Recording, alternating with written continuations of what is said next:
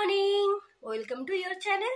তো এখন সকাল 10টা বাজে আর আমি এই যে চা খাচ্ছি বলতে খাওয়া হয়ে গেছে। আর এই দেখো আর একজন পড়ে পড়ে ঘুমাচ্ছে। তো আজকে একটা জায়গায় যাব, তোমাদেরকে দেখাবো সেটা। তো এখন সকালে ব্রেকফাস্ট করছি। তার এই ব্রেকফাস্টে ছিল আলুর তরকারি, পরোটা আর সাথে মিষ্টি। তো চলো এবার আমরা খেয়ে নিই। তো চান করা হয়ে গেছে আমার। তো চলো এবার ঝটপট রেডি হয়ে নিই। রেডি হওয়ার আগে চলো ভাতটা খেয়ে নিই। তো আজকে দুপুরের লাঞ্চে রান্না হয়েছে ডিমের ঝোল ভাত। তো চলো ঝটপট এবার খাওয়াটা সেরে নিই। এখন দুপুর 3:30 বাজে। তো রেডি হয়ে সেজেগুজে বেরিয়ে পড়েছি, যাচ্ছি পৈলান মন্দির বা স্বামীনারায়ণ মন্দির। আমার এখান থেকে যেতে 40 to 45 মিনিটস লাগবে। তো চলো মন্দিরে গিয়ে আবার তোমাদের সাথে দেখা হচ্ছে। তো এখন আমরা মন্দিরে পৌঁছে গেছি। তো এখান থেকে আমাদের এন্ট্রি হচ্ছে। আমরা এই প্রথম এই পৈলানের মন্দিরে এলাম। তো দেখে তো বেশ ভালো লাগছে। আর দেখো চারিদিকে কি সুন্দর ডিজাইনের সব কারুকার্য করা।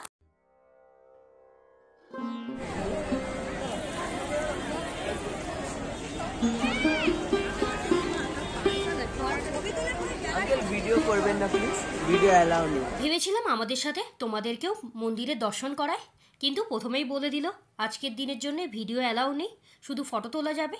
তাও টুকটাক ভিডিও করতে পেরেছি।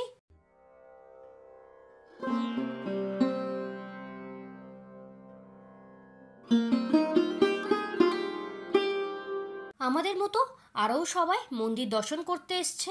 চারিদিকে এত সুন্দর সুন্দর কারুকার্য করা, মুগ্ধ হয়ে চারিদিক দেখছিলাম।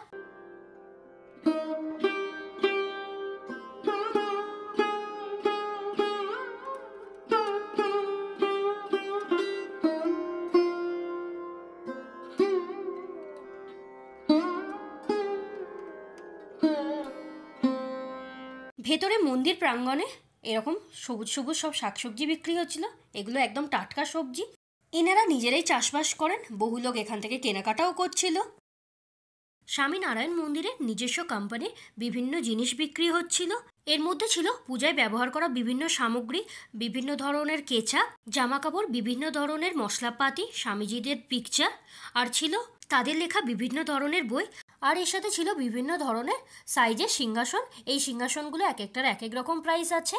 এর সাথে ভেতরে খাবারের ক্যান্টিন আছে। এখানে বিভিন্ন ধরনের স্ন্যাক্স, ধোসা, লুচি থেকে শুরু করে সব কিছুই পাওয়া যাচ্ছে। আর বাইরেও বেশ কয়েকটি ফুড স্টল আছে।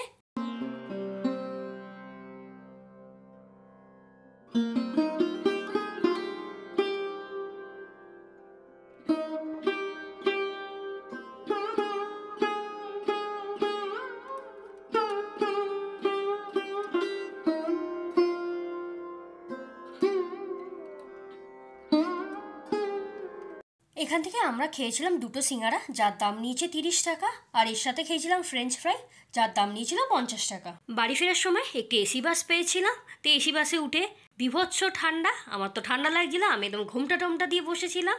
তো চলো এবার বাড়ির দিকে রওনা দিই। বাড়িতে ঢোকার আগে রেশমি কাবাব ও চিকেন তন্দুরি খেলাম। মায়ের বাড়িতে আসলে আমি এটা প্রায় খাই, এত দুর্ধর্ষ করে। আর এই সবচেয়ে ভালো লাগে এই চাটনিটা।